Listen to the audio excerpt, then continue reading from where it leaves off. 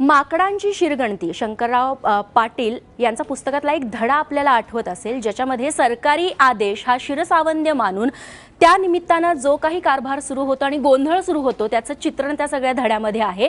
आणि मुख्यमंत्र्यांचा प्रत्येक दौरा म्हणजे असंच काहीसं चित्र राज्यात बघायला मिळतं। आजचा दौरा देखील अपवाद नव्हता। उस्मानाबादेत मुख्यमंत्री आलेले होते, श्रमदान करायचं होतं, त्यासाठी सरकारी अधिकाऱ्यांना बोलावलेलं होतं। मात्र मुख्यमंत्री गेले, अधिकाऱ्यांनी कुदळ फावडी सगळं तिथेच टाकलं आणि तिथून आपला पाय काढून घेतला। त्यामुळे महिन्याभरापासून जे गावकरी श्रमदान करत होते वॉटर कप स्पर्धेनिमित्त जलसंधारणासाठी, ते मात्र खूप चिडले। नेमका काय प्रकार घडला पाहूयात।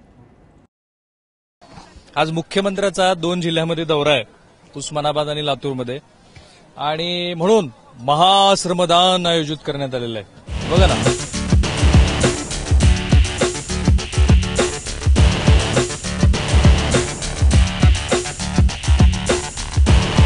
काल जिल्हा परिषदेनं सगळ्या विभागांना सांगितलं की आपण श्रमदान केलं पाहिजे मुख्यमंत्र्यांच्या उपस्थितीमध्ये, आणि मग झाडून सगळे कर्मचारी, शासकीय कर्मचारी, शिक्षक, ANM आणि जिल्हा परिषद विभागाचे सगळे, कृषी विभागातली लोक की ज्यांनी कधी आयुष्यामध्ये कुदळ फावडं हातात घेतलं नसेल, अशी सगळी मंडळी, इनशर्ट मधली मंडळी, त्या डिपार्टमेंटचे, आमचं बांधकाम जिल्हा परिषद बांधकाम, जिल्हा परिषद बांधकाम, हे सगळं बांधकाम डिपार्टमेंटचं आहे सगळं।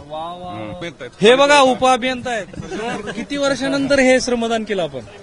आता बऱ्याच वर्ष आहे ना, बऱ्याच वर्षानंतर। तरी साधारणतः पूर्वी कधीच गेलं नव्हतं, फर्स्ट टाइम आहे, फर्स्ट टाइम आज आपण करणार। Yes sir.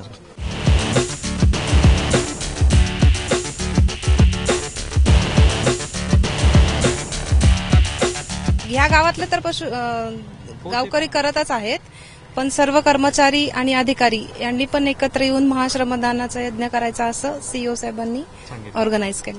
मुख्यमंत्री येणार ते पार्श्वभूमी, हो हो हो, त्या निमित्ताने दुष्काळ वगैरे हा सध्या आत्महत्या, दुष्काळ, नापिकी हे जे प्रकार सध्या चालू आहेत त्याच्यावरती मात करण्यासाठी किंवा त्याचे एक प्रोव्हिजन म्हणून आपलं एक छोटंसं श्रमदान किंवा आपला एक प्रयत्न म्हणता येईल। किती वर्षानंतर आज करताय श्रमदान? बऱ्याच वर्षांनंतर जवळपास, हो।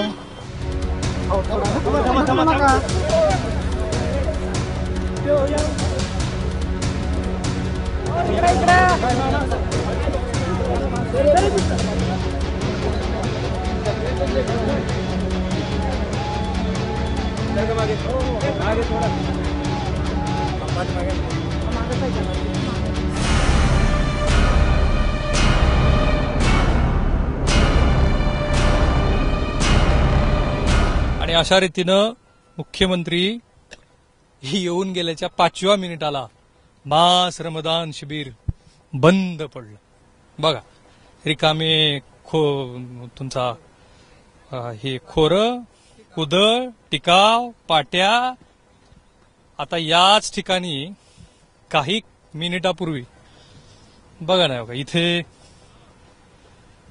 ऍग्रिकल्चर डिपार्टमेंट काम करत होतं। हे बघा इथे बनियन काढून पाणी पुरवठा विभागाची मंडळी काम करत होती।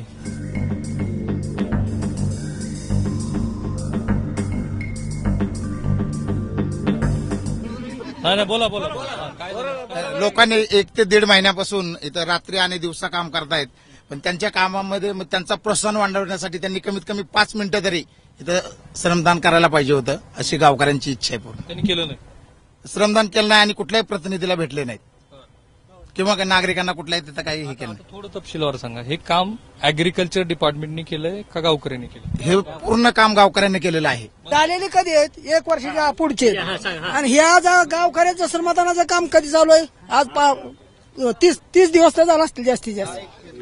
त्याच्यामुळे ह्यांना हे आमच्यामुळं त्यांचं, पण गावकऱ्याला भेटायचं, कार्यकर्त्याला भेटायचं कशामुळे? आज ऊन महिन्यात, ताण महिन्यात हजारो लोक पाण्यामुळे मरायला लागले, आणि ह्यांना मात्र आलं गेलं त्यांचं, त्या अधिकाऱ्यानं काय केलं, त्यांचं वर्चस्व दाखवलं।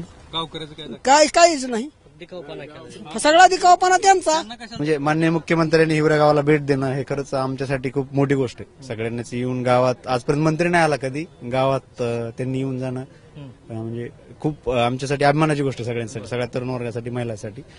पण आमच्या नियोजनामध्ये असं होतं की कृषीचे काही काम दाखवणार होते ते आणि श्रमदान करणार होते, म्हणजे आम्ही पाठीमागच्या 3 दिवसापासून सगळे पोरं रानोमाळ फिरून मार्किंग करतायत की महाश्रमदान होणार आहे, मुख्यमंत्री येऊन थोडं श्रमदान करून जाणार आहेत. त्यातून कुठेतरी मुलांना सगळ्यांना एक अजून हे मिळालं असतं की मोटिवेशन मिळालं असतं. आमची अशी एवढीच इच्छा होती की त्यांनी 1-2-3 टिकाव खोरे मारून गेले पाहिजे, तिथून 1-2 पाट्या टाकल्या पाहिजे होत्या, टिकाव हातात तरी धरायला पाहिजे फक्त. विविध योजनांचा आढावा घेतलाय. काही सन्मान्य खासदार असतील, आमदार असतील, यांनी देखील काही मुद्दे मांडलेले आहेत. विशेषतः आता पहिल्यांदा आपण जो कृष्णा मराठवाडा प्रकल्प आहे ज्याचा या जिल्ह्याला फायदा होणार आहे, इतक्या वर्षाच्या मेहनतीनंतर तो आता अनुशेषाच्या बाहेर आपण काढून त्याच्याकरता निधी दिलेला आहे आणि त्याच्याही संदर्भातले जे काही कामं आहेत ते लवकरात लवकर सुरू झाले पाहिजेत. शेततळ्यांची कामं अतिशय चांगल्या प्रकारे या ठिकाणी चाललेली आहेत. त्या संदर्भात देखील आम्ही सगळा आढावा घेतलेला आहे.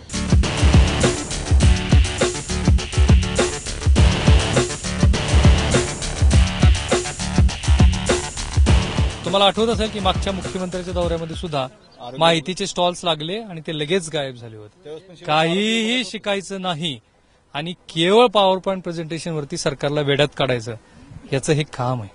आणि ह्याच पद्धतीनं पारंपरिक पद्धतीनं सरकार चालतंय. कॅमेरामन काकासाहेब कांबळे, समीर राहुल कुलकर्णी, एबीपी माझा, हिवरा, तालुका भूम. तेव्हा एकंदरच सरकारी कर्मचारी आहे ते कामाबाबत किती उत्साह दाखवतात त्याचा हा अजून एक नमुना.